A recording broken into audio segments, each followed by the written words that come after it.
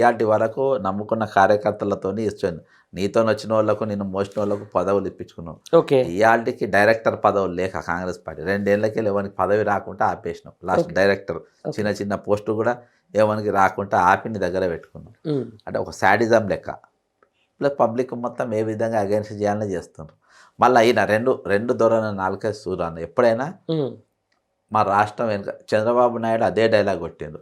రాష్ట్రం దివాలు తీసింది, పైసలు లేవు, పథకాలు లేవు. ఆ రోజులలో అప్పుడు ఆయన చెప్తూ ఉంటారు చాలా సేమ్ అవే డైలాగులు ఈయన కొడుతుండు. నన్ను కోసిన రూపాయలది అప్పుల పాలైపోయినాం, దొంగలను చూసినట్టు చూస్తుండు, మనం చూసి చెప్పులు దాచుకుంటుండు.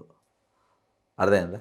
ఇట్లా ఈ విధమైన మాట చెప్తాను. మళ్ళీ ఈయననే నన్ను చూడంగానే డావోస్లో నన్ను చూడంగానే వాళ్ళు ప్రపంచంలో న్యూయార్క్లో, లండన్లో, సౌత్ ఆఫ్రికాలో పెట్టుబడి పెడదాం అనుకున్న వాళ్ళందరూ కూడా నన్ను చూసి, నా స్టైల్ చూసి, నా అందం చూసి నేను వచ్చేసి నీ హైదరాబాద్నే పెడతా అని చెప్పి ఆల్రెడీ 1,79,50,000 79,50,000 రూపాయలు ఆల్రెడీ కోట్ల రూపాయలు ఆల్రెడీ ఇచ్చేసిండ్రు. 50,000 మంది నౌకర్లు ఇచ్చేసినాం అని ఎయిర్పోర్ట్కి వెళ్ళి ర్యాలీ తీసిండ్రు.